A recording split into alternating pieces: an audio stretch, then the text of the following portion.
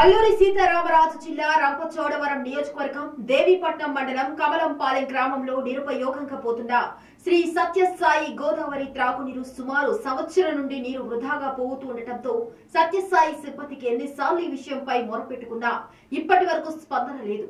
ఈ విషయంపై గ్రామస్తులు మాట్లాడుతూ లీక్ అయిన ట్యాంకు నీరు రోడ్డు మీద వృధాగా పోతుందని, వెళ్లే వాహనదారులు జారి పడిపోతున్నారని, అదే నీరు ట్యాంకులోకి నేరుగా వెళ్లటం నీరు తాగటం జరుగుతుందని, అదేవిధంగా ఆ నీరు తాగి గ్రామాల వారు టైఫాయిడ్, మలేరియా, అనారోగ్యాల బారిన పడుతున్నామని దేవీపట్నం మండలంలో చాలా గ్రామాలు గోదావరి త్రాగునీరు లేక కిలోమీటర్ల దూరం వెళ్లి నీరు తెచ్చుకొని దాహాన్ని తీర్చుకుంటున్నారు.